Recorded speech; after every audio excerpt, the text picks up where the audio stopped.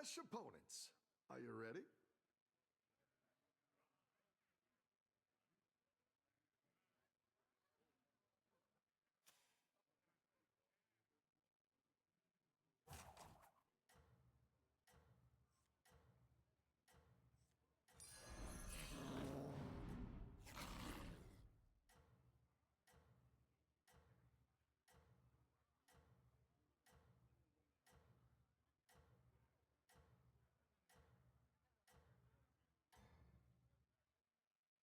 Don't tell the others. I'm rooting for you.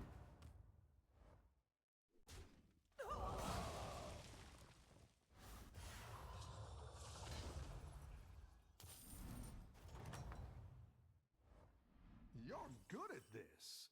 They don't train in gyms or stand on podiums, but make no mistake about it, cats. My mom handed me a folder and said, I used your emergency fund to pay off your brother's mortgage. You'll thank me later. I just smiled and replied, if you think so. An hour later, her phone rang, and I watched her face go pale as the bank told her the transfer had been reversed. 2 minutes later, headlights pulled into the driveway. My name is Charles. I'm 36 years old, and for most of my adult life, I've been the person my family calls when something needs fixing. Not broken pipes or electrical issues. Money, always money.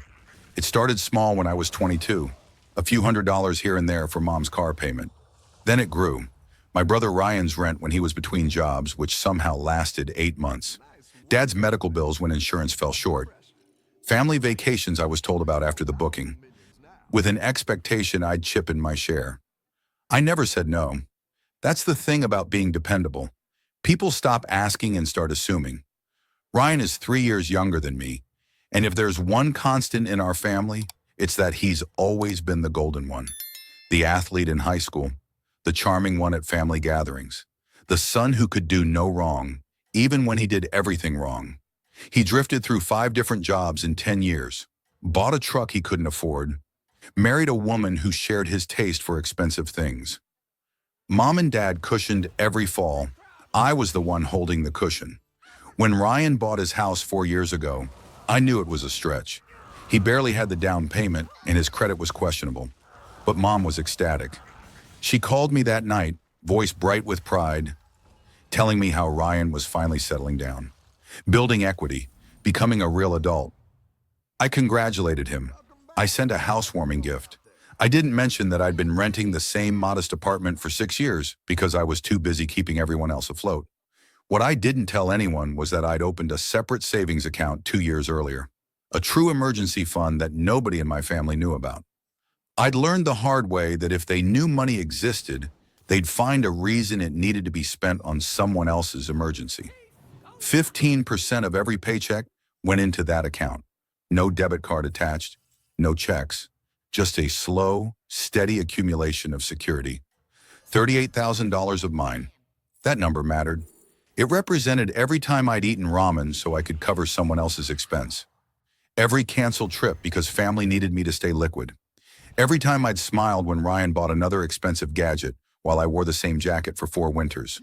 But what Mom didn't know was that I'd taken extra precautions. After Dad tried to access an old joint account we'd forgotten to close, I'd gotten paranoid. I'd added multi-factor authentication, biometric security, transfer limits, fraud alerts set to trigger on anything over $500. The account was locked down tight, and that gave me peace. Or so I thought. Last Tuesday afternoon changed everything. I'd just gotten home from work, still in business casual, tie loosened, ready for a quiet evening. Then I saw Mom's car in the visitor parking spot. She never just dropped by. We had Sunday dinners, planned visits, not spontaneous trips. The second surprise was her smile when I opened the door. Not her usual greeting. This was different, triumphant, almost giddy. She had a folder in her hands. Manila, cheap, slightly bent at the corners. I have something to show you, she said, walking past me without invitation. You're going to be so proud of me. I closed the door slowly, a strange weight settling in my chest. She sat on my couch, patting the cushion like I was 10 years old. I stayed standing. That's when she opened the folder. The folder contained bank statements. Mine. For a moment, my brain couldn't process it. Those were my account numbers, my balances, my emergency fund, laid out like evidence. How did you get these? Mom waved her hand. That doesn't matter, sweetie. What matters is I found a solution to Ryan's problem. My stomach dropped. What solution? She pulled out another paper. A payment confirmation, dated yesterday. $34,000 transferred from my savings to a mortgage company. Ryan's mortgage company. The room tilted. I sat down because my legs decided for me. You took my money. I use family money to help family, Mom corrected, like I was being dramatic. Ryan was 3 months behind on his mortgage. 3 months. They were starting foreclosure. He could have lost everything. I stared at the paper, at my account number, at the balance that now read $4,000 instead of $38,000. That was my emergency fund. And this was an emergency. Your brother needed real help, not a lecture about budgeting or a small loan. He needed someone to step up and save his home. So I did. Using your money, yes, but you can rebuild that account. You're good at saving. Ryan needed it now. 20 responses fought in my throat. What came out was, you stole from me. Don't be ridiculous. You can't steal from family. Besides, Ryan's going to pay you back. I almost laughed. When? When he's back on his feet. Once he gets this next promotion, he'll have plenty of money to reimburse you. With interest, probably. Probably.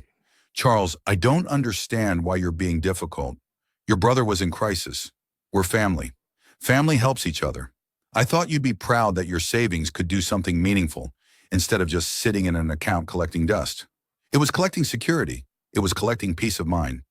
Well, now it's collecting gratitude from your brother. He's so relieved. You should have seen his face when I told him the mortgage was current. He almost cried. He kept saying how lucky he was to have a brother like you. I finally looked up at her.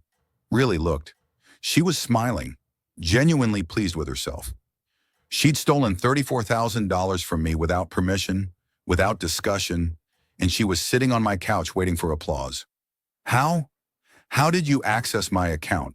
It has security protocols. For the first time, Mom looked uncomfortable. Well, I might have kept some of your old documents. From when you lived at home, social security card, birth certificate, that sort of thing. And I remembered you mentioning you used our old street address as a security answer. It wasn't that difficult. Just a few phone calls. Some forms. She'd committed identity theft, fraud, multiple felonies. And she was explaining it like she'd done me a favor. You had no right. We're all busy. Optimizing, synthesizing, uploading, downloading. We're all just so busy.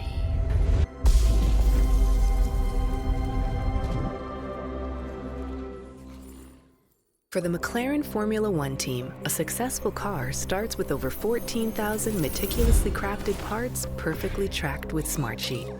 From engineering to production to assembly, AI-powered workflows help bring every piece together seamlessly. With every part in place and every team member connected, the McLaren Formula One team wins more than races. They compete for championships. Smartsheet, where tracking every part and minding every detail helps drive the future of racing. I had every right. I'm your mother. I raised you. I fed you and clothed you and paid for your education. If anyone has a right to make decisions about what's best for this family, it's me. Something cold settled in my chest. Clarity. You'll thank me later, Mom said, standing and smoothing her pants. Once you've had time to think clearly, you'll understand I did this for the family. I looked at her, at the folder she was leaving on my coffee table like a gift receipt, and I smiled. Not a real smile. Something else. If you think so, I said quietly. She studied my face, trying to decide if that was agreement or something else. Then she shrugged, kissed my forehead like I was a child, and left. The door clicked shut. I sat there for 30 seconds. Then I picked up my phone. The apartment was silent except for my refrigerator and my keyboard clicking. I sat at my kitchen table, folder open beside me, and began documenting everything. Screenshots of my account history, photos of the payment confirmation, voice memos recording exactly what Mom had said, timestamps, details, Everything a lawyer might need. This wasn't miscommunication. This was deliberate theft with planning and precision. She'd obtained my personal documents. She'd impersonated me. She'd bypassed security designed to prevent this. But calling the bank immediately felt wrong, too reactive. If I reported this as fraud right now, Mom would lawyer up. Ryan would circle the wagons. Dad would mediate, which meant pressuring me to drop it. I'd seen this pattern before. Problems got absorbed. Consequences got distributed. And the people who caused problems never learned anything. Not this time. I spent an hour researching bank fraud procedures, identity theft protocols. The information was clear. If I reported immediately, the bank would freeze everything, reverse the transaction, and potentially file with law enforcement. Ryan's mortgage payment would bounce. He'd be back where he started, except worse because bounce payments trigger penalties and late fees. And Mom would know immediately what I'd done. There was poetry in that. Instant consequence. But it felt too simple. They just feel victimized by bureaucracy. They'd blame the system, not themselves. 3 years ago, after the incident with Dad and that old joint account, I'd set up something special, a fraud prevention protocol beyond standard security. Any suspicious activity triggered an automatic review period. Transfers could be flagged and held 72 hours before processing completely. I'd been paranoid then, but that paranoia had built in a safety net. I pulled up my bank's app and navigated to security settings. There it was. The fraud review protocol still active. And according to Mom's payment confirmation timestamp, the transfer was initiated yesterday afternoon, which meant it was still within the review window. I called the bank's fraud prevention line. When the representative answered, I explained calmly that I needed to report unauthorized access. The representative's tone shifted. Professional, efficient. Then she asked what I wanted them to do. I want the transfer reversed, and I want the account locked.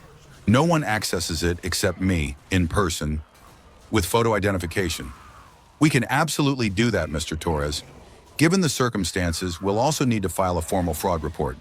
This will likely involve law enforcement notification since the amount exceeds our threshold. I pause. That was the nuclear option. Can we hold off on the law enforcement piece for 24 hours? I'd like to handle this internally first. The representative hesitated. I understand the sensitivity, but I need to be clear. If we reverse this transfer, the receiving institution will be notified. There will be penalties and fees assessed. This will have immediate consequences. I understand. Reverse it. I'll process this now. The reversal will show up within the hour. I hung up and stared at my phone. Within the hour, $34,000 would reappear in my account. And Ryan's mortgage company would receive notification that the payment was rejected due to fraud. Mom's phone would ring, Ryan would panic, and both would realize I hadn't just accepted what happened. I glanced at the clock. 5:43. I wondered how long it would take. I made dinner. Leftover pasta, reheated, eaten at my table while I worked on my laptop. Just another Tuesday. Except my phone sat beside my plate, volume up, and I checked it every few minutes. 6:15. Nothing yet. 6:32. Still quiet. At 6:57, it buzzed. A text from Mom. Call me when you get a chance. No urgency, no panic, just casual, suggesting she had no idea what was coming. I didn't respond. At 7:04, my phone lit up with her name. I let it ring 4 times before answering. Charles, thank goodness. I've been trying to understand something. Her voice was confused. Not worried yet, just puzzled. What's going on? The Xfinity 5-year price guarantee. Man! Another commercial break! Todd, chill, man. A 5-year price guarantee? That's a great deal. Yeah, I wonder where we'll be in 5 years. It's the strangest thing. The mortgage company called about an hour ago and said there was a problem with the payment I made for Ryan. Something about it being reversed. I don't understand. I have the confirmation right here. I took a sip of coffee. That is strange. They're saying the payment was flagged as unauthorized and pulled back. But that doesn't make sense. I have all the documentation. I followed proper procedures. What procedures exactly? Mom paused briefly. I used your account information to make the payment. You know that. We discussed this earlier. We didn't discuss anything, Mom. You told me what you'd already done. Well, yes, but the point is, the payment was made properly, so I don't understand why it would be reversed. Do you think this is some kind of bank error? I set my coffee down. It's not an error. Longer pause this time. What do you mean? I mean, I called the bank this afternoon and reported the transaction as fraud, which it was. So they reversed it. The silence stretched so long, I almost checked if the call had dropped. When Mom spoke again, her voice had changed completely. You did what? I reported fraud. You accessed my account without permission, using stolen personal information, and transferred money without authorization. That's textbook fraud. The bank agreed. Charles, this is ridiculous. I'm your mother. We're family. You can't report your own family for fraud over a misunderstanding. It wasn't a misunderstanding. You knew exactly what you were doing. You planned it. You obtained my documents. You impersonated me. Those are crimes, Mom. Multiple crimes. I was helping your brother. With my money, without my permission. I heard movement on her end. Footsteps. A door closing. When she spoke again, her voice was lower, tighter. Do you have any idea what you've just done? Ryan's payment bounced. The mortgage company is assessing penalties. He's going to lose his house because of you. He's going to lose his house because he didn't pay his mortgage for 3 months, and because you committed fraud thinking there would be no consequences. This is insane. You're willing to destroy your brother's life over money? I'm willing to protect myself from theft, even when the thief is my mother. After everything we've done for you, after everything this family has given you. Something in me snapped, not into anger, into ice-cold clarity. What has this family given me, Mom? Really given me? Because from where I'm sitting, I've given you thousands of dollars over the years. I've bailed Ryan out more times than I can count. I've covered Dad's medical bills. I've funded family vacations I wasn't even invited on. And what have I gotten? A mother who thinks my bank account is community property and a brother who can't manage to pay his own mortgage. That's not fair. Fair? Was it fair when Ryan got a new car for graduation and I got a card? Was it fair when you paid for his wedding but told me I should keep mine small? Was it fair when you took my emergency fund, $34,000 I'd saved for years, and gave it to him without even asking? Mom's voice cracked. I thought you'd understand. I understand perfectly. You chose Ryan over me. Again, like you always do. The difference is, this time there are consequences. Charles, please, we can fix this. Let me talk to the bank.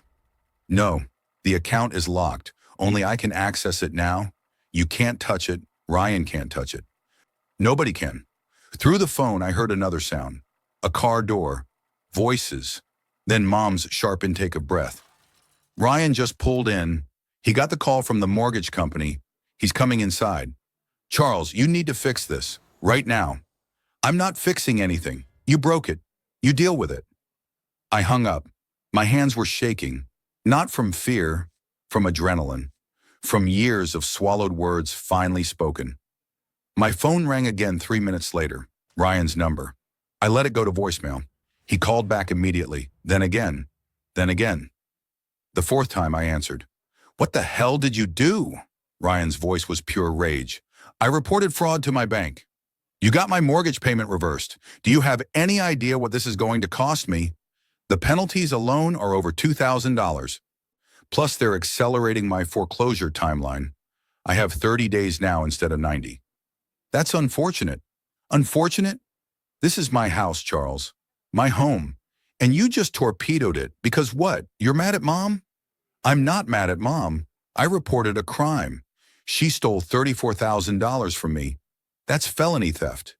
She was trying to help me with money that wasn't hers, money I saved, money I needed, money she had no right to touch. Ryan's laugh was bitter. Money you needed? For what? You don't have kids. You don't have a house. You don't have a wife. You just sit in your apartment hoarding money while the rest of us are out here trying to build actual lives. Each word landed like a slap, but underneath was confirmation of how my family saw me. At Lowe's, being helpful isn't just what we do, it's who we are. From parks to playgrounds, we're making progress every day, with 10 million square feet of real, lasting impact. Not as a person with needs and dreams, as a resource to be tapped when convenient. You're right, I don't have those things. Want to know why? Because every time I save enough to make a down payment, someone in this family has an emergency. I've spent 15 years being everyone's backup plan. And the one time I try to protect something for myself, you're calling me selfish. Because you are being selfish. This is family, Charles. Family helps each other. Help goes both ways, Ryan. Or at least it should. When's the last time you helped me? When's the last time you asked if I needed anything? Silence. That's what I thought.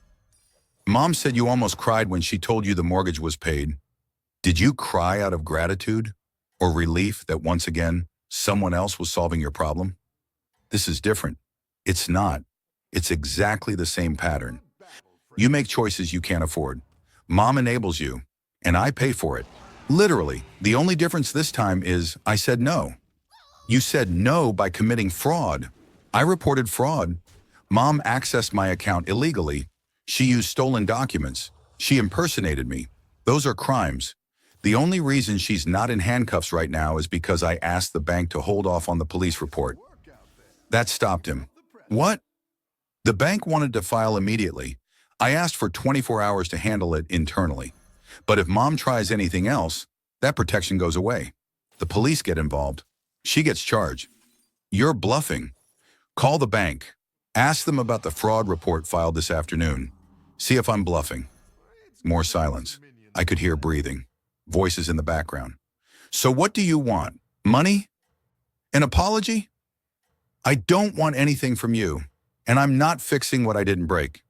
Then what's the point? Just to hurt us? The point is boundaries. The point is consequences. The point is that my money is mine, and nobody gets to make decisions about it except me. Fine, keep your money, but you're also keeping the guilt when I lose my house. No, Ryan, that's on you. You're 3 months behind on your mortgage. How did that happen? Where did your money go? He didn't answer. The truck, I said, pieces clicking together. You bought a new truck 6 months ago. $50,000 when your old one ran fine. That's where your mortgage money went, didn't it? My old truck had 140,000 miles and ran perfectly. You wanted the new truck. You chose the new truck. And when you couldn't afford both payments, you chose the truck. Now you want me to feel guilty for not rescuing you from your own choices? You don't understand. I understand perfectly. You chose your pride over your responsibility. That's fine. But the consequences are yours too, not mine. Mom's crying. She's sitting at the kitchen table crying. Mom is crying because she got caught. You're really not going to help. I'm really not. Then we're done. You and me. After this, we're done. Something inside me relaxed, not sadness, relief. Okay. Okay? That's all you have to say? What else is there? You've made your position clear. I've made mine clear. We disagree on whether stealing from family is acceptable. That seems like a pretty fundamental difference. Ryan hung up without another word. I sat there holding my phone, waiting to feel something. Guilt, sadness, anger. But all I felt was tired, like I'd been carrying weight for years and finally set it down. My phone buzzed, a text from Dad. Your mother is very upset. Call me. I stared at the message. Dad never got involved in family drama. He was the peacekeeper, the one who smoothed things over. I knew what calling him would mean. He'd want compromise. The solution would involve me giving Ryan money. Again. And I'd be right back where I started. I turned my phone off and went to bed. I called in sick to work the next day. Not because I was physically ill, because I needed space to think. My phone stayed off until noon. When I finally turned it on, there were 37 missed calls, 23 text messages, 4 voicemails. I didn't check any of them. Instead, I drove to my bank. The manager, Christina, greeted me with professional sympathy. Mr. Torres, I heard about yesterday. I'm very sorry. Thank you. I need to make some changes to my accounts. We spent an hour going through everything.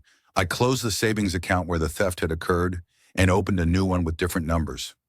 I added additional security layers. I removed any recovery contacts my family might know. I changed every security question to answers only I would know. I hate that you have to do this, Christina said quietly, but I understand why. Has my mother tried to contact the bank? Christina hesitated. I can't discuss other customers, but I can tell you that any attempts to reverse the fraud reversal would be unsuccessful and would trigger the police report we have on hold. Good. I left the bank feeling lighter. My money was secure. Actually secure this time. On my drive home, my phone rang. An unknown number. Charles Torres? Speaking.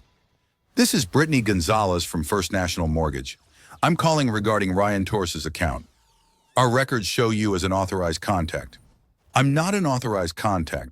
You have old information. I'm calling to discuss payment options following yesterday's return payment. I'm not discussing anything. Ryan's mortgage is his responsibility, not mine. I understand this is delicate.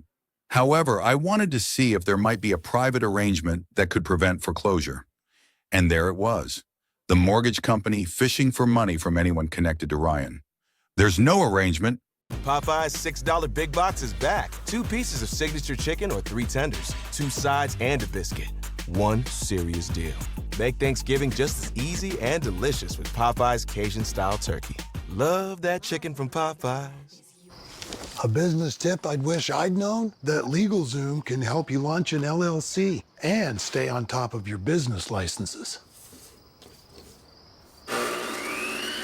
Visit LegalZoom for a legal hand. Ryan needs to handle this himself. Mr. Torres, your brother has 30 days before we move forward with foreclosure. If there's any way you could assist... No. My family stole $34,000 from me to pay Ryan's mortgage. The bank reversed it as fraud. That's why you're calling. Now you're trying to guilt me into voluntarily giving money I already had stolen. The answer is no. Don't call this number again. I hung up and blocked the number. That evening, Dad called. Charles, we need to talk. About what? About this situation. About what you're doing to this family. What I'm doing? Dad, Mom stole from me. She committed fraud. She made a mistake. A mistake is putting too much salt in soup. This was calculated. She obtained my documents, impersonated me, and committed a felony. Dad sighed. You're not wrong about the legality, but your family. Families work through problems. I didn't make anything worse. I prevented a crime from having no consequences. Your mother is devastated. She's barely eaten in 2 days. Then maybe she shouldn't have stolen $34,000. That money would have just sat in your account. You weren't using it. And there it was, the core belief. My money wasn't really mine. That money was my security, Dad, my safety net, my future. Just because I'm not using it this exact second doesn't mean it's available for someone else to take. No one was taking. Your mother was borrowing on Ryan's behalf, without asking, without permission, without any realistic plan for repayment. That's taking. That's stealing. Silence, then, quieter. What do you want me to say? That your mother was wrong? Fine, she was wrong. But what's done is done. The question is what we do moving forward. We don't do anything. Mom deals with the consequences of her choices. Ryan deals with his. And I protect what's mine. And if Ryan loses his house, then he loses his house. It's not the end of the world. He can rent, he can downsize, he can make different choices. You sound very cold. I sound done. I've spent 15 years being the family bank. And the one time I draw a line, I'm cold, I'm selfish, I'm destroying the family. Do you hear how that sounds? Dad didn't answer immediately. When he did, his voice was different, older. Your mother wants to know if you'll come to Sunday dinner. No. Charles, I'm not sitting at a table pretending everything's fine while everyone acts like I'm the villain. If you want to have dinner with me, we can do it somewhere else. Just us. But I'm not doing family dinners anymore. You're really willing to blow up this family over money? I'm willing to protect myself from people who think my boundaries are negotiable. If that blows up the family, maybe the family wasn't that solid to begin with. Dad hung up without saying goodbye. I stood in my kitchen, phone in hand, and felt the weight of what I'd just done. I'd essentially cut myself off from my family. I waited for the guilt to hit. It didn't come. Instead, I felt space, room to breathe, freedom from constant anxiety about what crisis would hit next. I sat down at my laptop and did something I'd been putting off for 3 years. I started looking at houses, real houses, in my price range. The next morning, I contacted a realtor. 3 weeks later, I closed on a small townhouse, 2 bedrooms, updated kitchen, a tiny backyard. It was mine. I didn't tell my family, didn't invite them, didn't post pictures. I just moved in on a Saturday with help from 2 co-workers who'd become actual friends. The first night in my new place, sitting on my couch in my living room, I felt something I hadn't felt in years. Peace. My phone had been quiet. No more daily calls from Mom. No more texts from Ryan. Even Dad had stopped reaching out. I knew what it meant. I'd been cut off, excommunicated for the crime of having boundaries, and I was okay with that, until 4 weeks later when my doorbell rang on a Sunday afternoon. I looked through the peephole and saw Mom standing on my porch, alone. No folder this time, just her purse and a tired expression. I almost didn't open the door, but curiosity won. "How did you find me?" "I called your work, told them I was your mother with an emergency. They gave me your new address." I made a mental note to report that to HR. "What do you want?" "Can I come in?" "No." Mom flinched. "Charles, please. I just want to talk." We talked. You explained how you thought stealing from me was justified. I explained how it wasn't. There's nothing left to say. "Ryan lost the house." I didn't respond. "They foreclosed 2 weeks ago. He and Heather are staying with us now. It's very crowded, very tense." My wife said no more plants. Didn't say anything about trees. The holidays are here, and you can find everything you need to make your season bright at the Home Depot.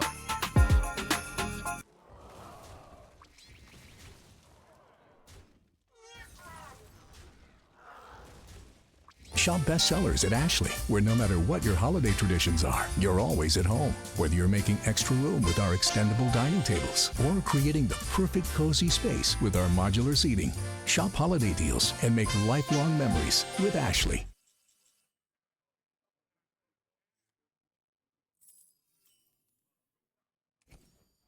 I'm sorry to hear that. Are you? Because you don't sound sorry. Maybe I was a little satisfied. Not because Ryan was suffering, but because consequences had finally caught up. "What do you want me to say, Mom? I told you what would happen. Ryan had options. He could have sold the truck. He could have worked extra hours. He could have downsized. He chose not to. That's on him. He's your brother. He's a 33-year-old man who needs to figure out his own life." Mom's eyes filled with tears. Real ones this time. "When did you become so hard? When you stole $34,000 from me and expected me to thank you for it. I came here to apologize. That surprised me. Okay. I'm sorry. I'm sorry I accessed your account without permission. I'm sorry I didn't ask. I'm sorry I justified it by telling myself I was helping family." The words were right, but something about the delivery felt off, rehearsed. Why now? Why apologize now after 4 weeks of silence? Mom looked away. "Because things are very difficult at home. Ryan and Heather fight constantly. Dad is stressed. The house is too small. And I thought, I hoped, maybe if I apologized, you might be willing to help." There it was. Not a real apology. A transaction. "No. Charles, please. We need—" "I don't care what you need. For 15 years, I cared. I gave. I sacrificed. And the minute I stopped, you all cut me off like I'd never mattered. Now things are hard and suddenly you remember I exist. That's not family, Mom. That's using people. We're not using. You are. You always have been. And I'm done being used. I have my own life now. My own house. My own plans. Plans that don't include funding anyone else's choices." Mom's face hardened. The sadness disappeared. "You've changed." "No. I've finally stopped pretending that what this family did to me was normal, or acceptable, or loving. So that's it? You're just going to abandon us?" I'm going to live my life. You're welcome to be part of it if you can respect my boundaries. But if you can't, if you just want access to my wallet, then no. We're done. Mom stared at me for a long moment. Then she turned and walked back to her car without another word. I closed the door and stood there in my entryway, hands shaking slightly, heart pounding. I just burned the last bridge, made it clear there was no going back to how things were. And it felt terrifying and liberating in equal measure. I'm writing this from my home office 6 months later, the second bedroom I converted into a workspace. I've been promoted twice since cutting off my family. Turns out when you're not constantly stressed about other people's crises, you perform better at work. I haven't heard from Mom or Ryan in 5 months. Dad sends occasional texts, brief, neutral, usually just checking if I'm alive. I respond the same way. Last week I got a text from an unknown number. It was Heather, Ryan's wife. I don't know if you'll read this, but I wanted you to know we're doing okay. Ryan got a job with better pay. We're renting a small apartment. It's not the house, but it's ours. I think maybe losing everything was what he needed. He's different now, more responsible. Anyway, I just thought you should know. I didn't respond, but I saved the message. Not because I wanted to reconcile, but because it confirmed what I'd believed all along. Consequences teach, enabling doesn't. I'm dating someone now, a woman I met at a coffee shop. She knows nothing about my family drama except that we're not close. She doesn't push for details. She respects boundaries. It's refreshing. We're talking about moving in together next year, maybe getting a dog, building a life that's ours, not borrowed or stolen, or given away to people who don't appreciate it. I still have the folder Mom brought me that day. I keep it in a drawer as a reminder, not of what was taken, but of what I got back. My dignity, my boundaries, my life, and $34,000 that will never touch anyone's hands but mine again.